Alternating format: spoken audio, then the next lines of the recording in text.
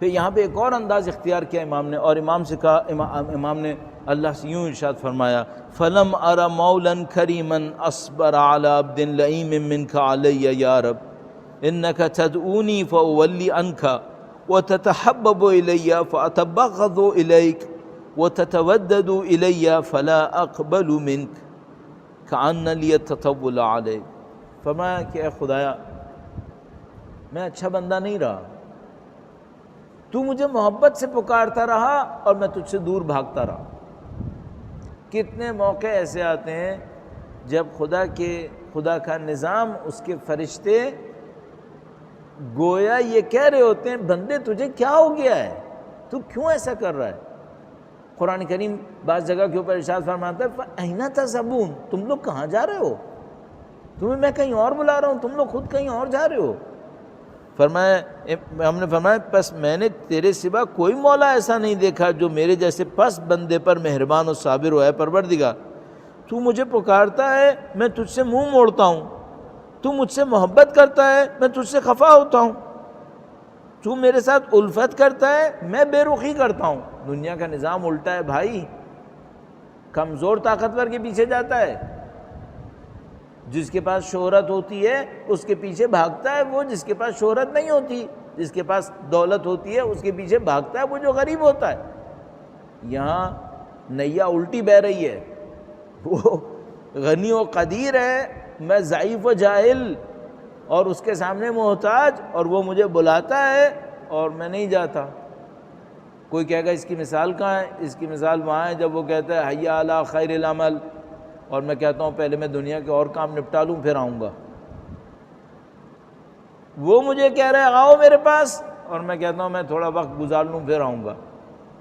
اگر کوئی اس بقول بڑے لوگوں کے، آیت اللہ العظمیٰ بہجت کا وہ کلپ آپ نے واٹس ایپ کے اوپر دیکھا ہوگا کہ کسی نے ان سے پوچھا کہ آپ کے استاد معظم آیت اللہ سید علی قاضی نے یہ کہا کہ اگر کوئی شخص اول وقت نماز کا خیال کرے تو وہ مقامات عالیہ کے اوپر پہنچ جائے گا، تو یہ جو اول وقت نماز کا خیال کرے یہ توجہ کے ساتھ نماز پڑھ رہا ہو یا بغیر توجہ کے بھی چلے گا؟ تو مرحوم آیت اللہ العظمیٰ بہجت نے فرمایا کہ اگر توجہ کے ساتھ پڑھتا ہو تو ساری شرائط پوری ہو گئی ہیں، پھر تو مقامات ملنے ہی ملنے ہیں، پھر تو استاد نے کوئی بات ہی نہیں کہی۔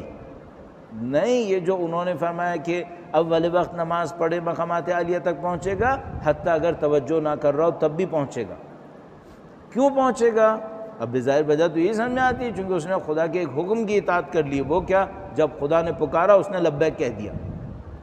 کوالٹی اچھی نہیں تھی لیکن کم از کم سب سے پہلے ہاتھ اٹھانے والوں میں تو تھا، کھڑے ہونے والوں میں تو تھا، کوالٹی اچھی نہیں تھی۔ اب خدا اس کی کوالٹی کو بہتر کر دے گا کہ بھائی تو نے میرے لیے ایک کام کیا کہ جب میں نے پکارا تو تو نے ندا پہ لبیک کہہ دی، اب تیرے اندر کوالٹی نہیں بھی ہے تو میں کوالٹی دے دوں گا۔ تو فرمایا کہ وہ خود بخود مقامات کو حاصل کرے گا۔ اللہ توفیق نصیب کرے، ہم تو بوڑھے ہو گئے ان آرزوؤں کے اندر کہ کاش اچھے بن جائیں، لیکن انشاءاللہ پروردگار عالم لطف فرمائے انہی کمی کوتاہیوں کے ساتھ قبول کر لے، ورنہ زندگی تو ختم ہونی ہے۔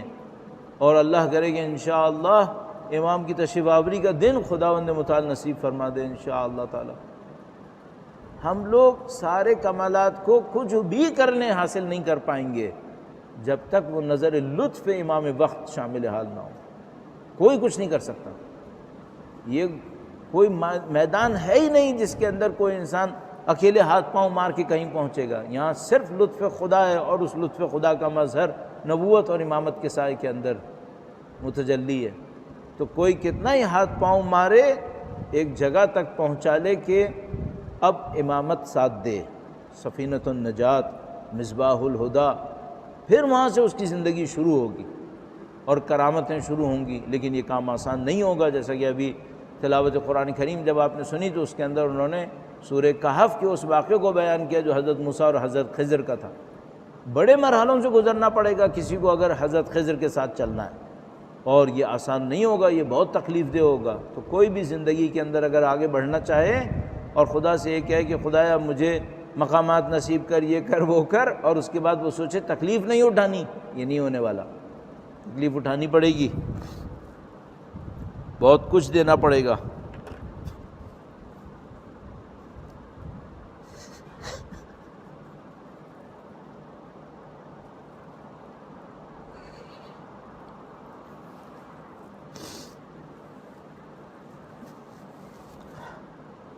خدایا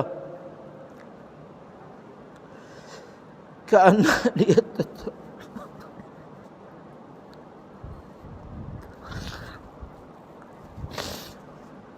خدا تیرا لطف ہے، تیرا کرم ہے.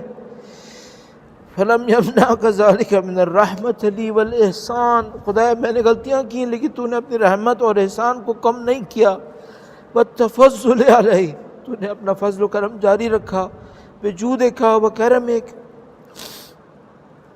فرحم عبدک الجاہل، خدایا ہم اپنی جہالت کا اعتراف کرتے ہیں، نادانی کا اعتراف کرتے ہیں.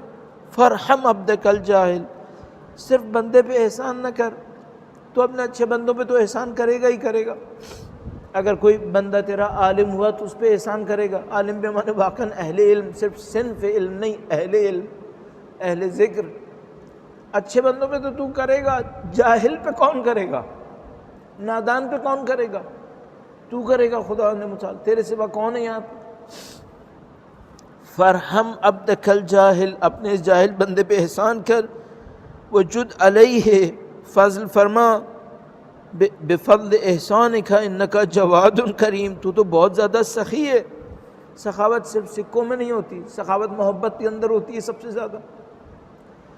کوئی آدمی اس سے محبت کرے جو اہل محبت ہو، اور کوئی اس سے محبت کرے جو اہل محبت نہ ہو.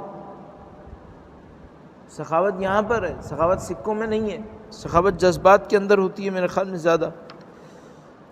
الحمدللہ مالک الملک مجری الفلک. ہمارا ٹائم اختتام پر ہے. چند جملات عرض کر کے انشاءاللہ آج اس کو اختتام پہ لے کے جاتے ہیں، یعنی پہلے حصے کو، اس کے بعد کل انشاءاللہ اس کو فالو کریں گے. مجموعی طور پر اگر آپ سورہ فاتحہ کو دیکھیں، اس دعائے افتتاح کو دیکھیں تو دعائے افتتاح دو حصوں پہ مشتمل ہے. ایک میں خدا کے ساتھ رابطہ ہے جس کی کچھ منازل، کچھ حصے میں نے آپ کی خدمت میں عرض کیے، اور ایک حصہ اس خدا سے رابطے کو بڑھاتے ہوئے ولایت کے ساتھ رابطہ ہے، نبوت اور ولایت کے ساتھ رابطہ ہے. تو آپ دیکھیں گے تقریباً آدھے حصے پر جا کر جملات کا رخ تبدیل ہوتا ہے نبوت کی طرف اور پھر امامت کی طرف، اور اس کے بعد اختتام پر جاتے ہوئے وقت کے امام کی طرف، اور پھر ان کے مقابلے میں ہماری ذمہ داریاں کیا ہیں. یہ پورا نظام ہے. اگر آج کوئی شخص امام کی تشریف آوری کے لیے دعا کرتا ہے، یہ در حقیقت توحید کا اثر ہے، یہ توحید کا اثر ہے جو اس کے وجود کے اوپر پڑنا چاہیے. اور یہ کنیکشن ہے جو اس دعا افتتاح کے اندر جمع ہوا ہوا. توحید سے شروع کیا، محبتوں سے شروع کیا، اللہ کی نعمتوں کو یاد دلایا. بڑے پاکیزہ جملات ہیں، بہت اس کے اندر عظمتیں ہیں. مثلا اگر صرف چند جملے، چونکہ اب میں چاہتا ہوں کہ کل انشاءاللہ اس حصے کے اوپر توجہ دیں جو نبوت اور امامت سے متصل ہے، اگر صرف ایک دو جملے عرض کروں. فرمایا کہ الحمدللہ الذی لیس لہ منازع یعادلہ، ہم اس اللہ کا جس کا کوئی ہمسر نہیں کہ اس سے جھگڑا کرے، مثلا اس کے مقابلے میں کوئی نہیں ہے جو اس سے نزاع کرے. ولا شبیہ یشاکلہ، نہ اس کا جیسا کوئی ہم شکل ہے. ولا ظہیر یعاضد. اس کے بعد چند جملے ارشاد فرمائے. قہر بعزتہ الاعزاء، کتنے ہی طاقتور ایسے تھے جن کی گردنوں کو خدا نے جھکا دیا. وہ اپنی عزت میں سب عزت اور طاقت والوں پہ غالب ہے، نہ کوئی پکارے للکارے خدا کو. کیوں؟ اگر خدا کو للکارو گے تو پھر ساری طاقتوں کے اوپر طاقتور ہے. پھر وہ قہر بعزتہ الاعزاء وتواضع لعظمتہ العظماء، اس کی عظمت کے سامنے ہر آدمی نے سر جھکا دیا. فبلغ بقدرتہ ما شاء. الحمدللہ الذی یجیبنی حین انادی، حمد اس خدا کی جس کو جب پکارتا ہوں تو وہ جواب دیتا ہے. ویستر علی کل عورۃ وانا عاصی، اور وہ میری تمام برائیوں کو چھپا دیتا ہے. بس انشاءاللہ یہ جملات قابل توجہ، آپ ہر روز انشاءاللہ دعا افتتاح پڑھ رہے ہوں گے، اور ان جملات کو اس انداز میں دیکھیں کہ آگے جا کے فرماتا ہے ینجی الصالحین. فرمایا الحمدللہ الذی یؤمن الخائفین وینجی الصالحین، ڈرنے والوں کو پناہ دیتا ہے، صالحین کو نجات دیتا ہے. یرفع المستضعفین، مستضعفین کو بلند کرتا ہے. یضع المستکبرین، مستکبرین کو زیر کر دیتا ہے. یہلک ملوکن ویستخلف آخرین، بڑے بڑے بادشاہوں کو ختم کر دیتا ہے، ان کی جگہ دوسروں کو لے آتا ہے۔ الحمدللہ قاسم الجبارین، حمد اس خدا کی جو دھونس دینے والے جباروں کو شکست دے دیتا ہے، ان کا منہ توڑ دیتا ہے۔ مبیر الظالمین، ظالموں کو برباد کرتا ہے۔ مدرک الحاربین نکال الظالمین، فریادوں کو پہنچنے والا، بے انصافوں کو سزا دینے والا۔ صریخ المستصرخین، موضع حاجات الطالبین، معتمد المؤمنین۔ الحمدللہ الذی من خشیتہ ترعد السماء وسکانها، حمد اس خدا کی جس کے خوف سے زمین اور آسمان لرز اٹھتے ہیں۔ وہ ترجف الارض وامارها، زمین اور اس کے آباد کار دہل جاتے ہیں۔ وہ تموج البحار ومن یسبح فی غمراتها، سمندر اور ان کی تہوں میں تیرنے والے اس کی حمد کر رہے ہوتے ہیں۔ الحمدللہ الذی ہدانا لہذا، حمد اس خدا کی جس نے اس کی ہمیں ہدایت دی۔ وہ اپنی ان تمام طاقتوں قدرتوں کے ساتھ ہم ناتوانوں کے اوپر لطف کرتا ہے اور ہمیں اس کی ہدایت دیتا ہے کہ ہم اس کے سامنے سر جھکائیں۔ الحمدللہ رب العالمین۔ یہ دعا افتتاح کا پہلا حصہ، کل انشاءاللہ دوسرا حصہ بیان کریں گے۔ جزاکم اللہ خیر۔ جہاں کہیں بھی ہیں اہل بیت اطہار علیہ السلام کی عظمت پر اور خداوند متعال کے لطف و کرم کو حاصل کرنے کے لیے انشاءاللہ درود بھیجیں محمد و آل محمد پر۔ اللہم صلی علی محمد آل محمد وعجل فرجہم۔ یہ جو کوسچن آنسر سیشنز ہوتے ہیں، ان میں کچھ سوالات ایسے ہوتے ہیں کہ جو تقریباً ہر سال ہوتے ہیں، لیکن پھر بھی ان کا کوئی نہ کوئی فائدہ ہوتا ہوگا۔ ممکن ہے پچھلے سالوں میں لوگوں نے نہ سنا ہو، یا ممکن ہے ہمارے ذہن میں خدا کوئی نیا جواب ڈال دے، لیکن یہ کہ بہرحال کچھ سوال تکرار ہوتے ہیں۔ چلیے ان میں سے ایک سوال یہ ہے، کیا دعا اردو میں پڑھنی چاہیے یا عربی میں؟ کون سی زیادہ قبولیت ہے؟ دعا کی زبان میں قبولیت نہیں ہے، دعا کے پڑھنے والے کے دل میں قبولیت ہے۔ بعض اوقات کوئی دعا نہیں پڑھتا، نہ افتتاح پڑھتا ہے نہ غیر افتتاح پڑھتا ہے، لیکن پتہ نہیں کس دل سے پکارتا ہے کہ خدا قبول کر لیتا ہے۔ یہ دعائیں ہمیں ایک پلیٹ فارم دے رہی ہیں، ان پلیٹ فارم کے اوپر کھڑے ہو کر ہم نے خدا کو پکارنا ہے، لیکن اصل ندا یہاں سے آنی ہے۔ وہ آپ عربی میں پڑھیں یا اردو میں پڑھیں، عربی میں ایک لطف ہے جو اردو میں نہیں آئے گا۔ اردو میرا ترجمہ ہوگا، عربی امام کا کلام، اس کا ایک لطف ہے۔ اگر آپ اس لطف کو حاصل کرنا چاہتے ہیں عربی میں پڑھیں، نہیں آپ کو عربی سمجھ میں آتی ہے، آپ کہتے ہیں بھائی نہیں سمجھ میں آتی تو اردو میں پڑھ لیں، لیکن اصل مسئلہ جس دل سے آپ پڑھیں گے۔ البتہ بھائی اگر کوئی دعا افتتاح کو ہر روز پڑھ رہا ہوگا، تھوڑا سا نیچے اردو بھی دیکھ لے تو 5-10 دن کے بعد تو ویسے ہی عربی سمجھ میں آ جائے گی، جیسے دعائے کمیل ہے۔ ابھی تقریباً سب کو دعائے کمیل عربی اردو برابر ہو گئی، چونکہ اتنی دفعہ دعائے کمیل ترجمے کے ساتھ پڑھی ہوتی ہے، سمجھ میں آئی جاتی ہے۔ اسی طرح دعا افتتاح بھی ہے، دوسری دعائیں بھی بعض اوقات ایسی ہیں۔ لکھا ہے کہ کیا دعا، اچھا پتہ نہیں لکھا ہے ٹکڑوں میں پڑھے یا ایک ساتھ پڑھنی چاہیے، ڈیپینڈ کرتا ہے۔ اگر آپ مثال کے طور پر آپ دیکھتے ہیں کنسنٹریشن آپ کی زیادہ اس وقت ہوتی ہے جب تھوڑا تھوڑا کر کے پڑھتے ہیں تو تھوڑا تھوڑا کر کے پڑھ لیں، لیکن اگر آپ دیکھتے ہیں کہ نہیں پوری دعا میں ایک ساتھ پڑھوں تب بھی میری کنسنٹریشن رہے گی، یعنی ایسا نہیں ہے کہ کوئی مثال کے طور پر 10 منٹ پڑھو تو 10 منٹ کا ثواب ہوگا، 2 منٹ پڑھو گے تو 2 منٹ کا ثواب ہوگا، نہیں یہ معاملہ نہیں ہے۔ اب بعض اوقات 10 منٹ پڑھو گے ثواب شاید 5 گھنٹے کا ہوگا، کیونکہ آپ نے 10 منٹ کوالٹی کے ساتھ پڑھا۔ تو ٹکڑوں میں یا پورے کو ایک ساتھ اس کا اتنا میٹر نہیں ہے، اصل میٹر وہ یہ ہے کہ توجہ ہو، رابطہ ہو خدا کے ساتھ، وہ زیادہ امپورٹنٹ ہے، بہت امپورٹنٹ۔ کوشش کر لے پوری پڑھ لے۔ کیا دعائے قنوت نماز میں اردو میں مانگیں عربی میں؟ یہ لگتا ہے جیسے کوئی لنگوسٹک میں پی ایچ ڈی کر رہا ہے، اسے زبان کے اوپر ہے، اردو میں یا عربی میں۔ دعا مانگنا اہم ہے، دل سے دعا مانگنا اہم ہے۔ اچھا نماز کے قنوت کے اندر ایک فقہی مسئلہ ہے۔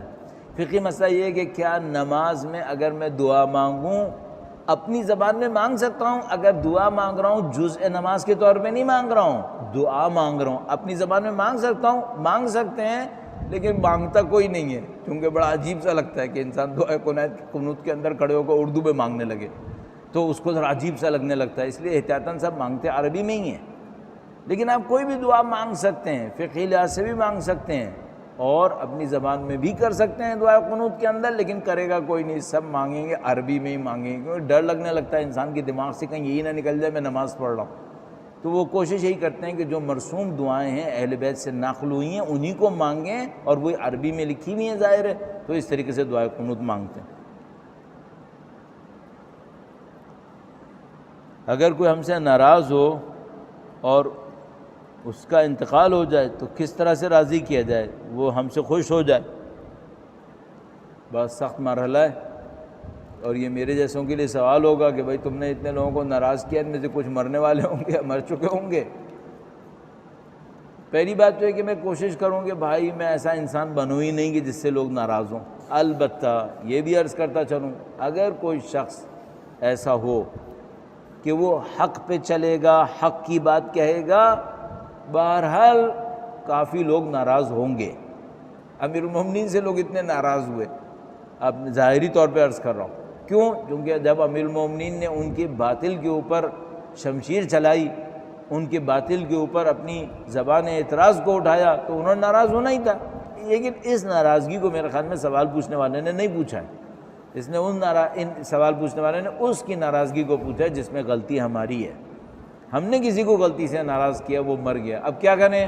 بہت سخت کام ہوگی، اب ہمیں اس کے لیے استغفار کرنی ہوگی، اس کے لیے دعائیں کرنی ہوں گی، اتنی استغفار اتنی دعائیں کہ انشاءاللہ قیامت کے دن محشر میں جب وہ کھڑا ہو اور کہے کہ میری اس ناراضگی کے بدلے میں یہ مجھے عمل دے، تو میں اتنی دعا اور استغفار اس کے لیے کر چکا ہوں کہ میرا بیلنس ہو جائے۔ وہ لوگ کہ جو تھوڑی دیر کے لیے مرتے ہیں، اور ان میں سے بعض لوگوں نے برزخ کے لمحات کو بیان کیا ہے اور روایات کے اندر بھی آیا ہے، تو اس میں بیان کرتے ہیں، کہتے ہیں ایک آدمی کے ٹوٹے ہوئے دل کو جوڑنے کے لیے اس دنیا کے اندر بعض اوقات 1 سال کی عبادت دینی پڑ جاتی ہے۔ تو میں پہلے ہی سے ایسے آدمی کے لیے اتنی استغفار کر لوں، اتنی توبہ کر لوں، اس کے لیے اتنے درود پڑھ لوں، اتنے نیک اعمال انجام دے دوں کہ وہ وہاں پر اس دنیا میں پھر کھڑے ہو کے مجھ سے مطالبہ نہ کرے کہ بعد میں تو خود ایک اعمال کی قلت میں پھنسا ہوا ہوں گا، میں کہاں سے اس کو دیتا پھروں گا۔ البتہ ایک نسخہ روایات میں اور بیان کیا ہے، وہ نسخہ سخت ہے، بہت سخت ہے۔ وہ یہ ہے کہ مثلاً کوئی انسان یہ کہے کہ خدایا جتنے بھی لوگوں نے میرے ساتھ زندگی میں کوئی غلط کام کیا میں سب کو بخش رہا ہوں، سب کو بخش دیتا ہوں، اور یہ جو میں بخش رہا ہوں یہ میں تیرے ساتھ معاملہ کر رہا ہوں خدایا کہ جو میرے لیے حساب لے کر کھڑے ہونے والے ہوں گے تو ان کو نپٹا دے، میں تیرے بندوں سے حساب نہیں لے رہا۔ یہ ایک راستہ لکھا ہے، بیان کرتے ہیں، لیکن مجھے نہیں معلوم یہ کتنا یہ آسان ہے یا مشکل ہے۔ میرے خیال میں بہت مشکل ہے انسان ایک جگہ پہ پہنچے اور یہ کہے کہ اس دنیا کے اندر کسی نے میرے ساتھ کوئی بھی برائی کی ہو، کوئی بھی برائی کی ہو، میں قیامت کے دن آخرت میں اس سے کوئی حساب نہیں لوں گا۔ اور یہ میں کس امید پہ کروں؟ اس امید پہ کروں کہ انشاءاللہ خدا مجھ سے حساب لینے والوں کو نپٹا دے گا۔ تو مجھے بہت دل کھولنا پڑے گا، بڑا وسیع ہونا پڑے گا، صدر بہت زیادہ لانی پڑے گی تاکہ میں ایک ایسی جگہ تک پہنچ جاؤں۔ البتہ اس کے اوپر ظاہر ہے کہ اور زیادہ معلومات لینی پڑیں گی کہ بھئی اس کے طریقے کیا ہوں گے، اس کی نشانی کیا ہوگی، کہ میں لفظ سے کہہ رہا ہوں یا واقعاً دل سے کہہ رہا ہوں، تو یہ سب دیکھنا پڑے گا انشاءاللہ۔ کل انشاءاللہ دعا افتتاح کے باقی حصے کو آپ سن پائیں گے انشاءاللہ تعالی۔ جزاکم اللہ خیر، درود بھیجیں محمد و آل محمد۔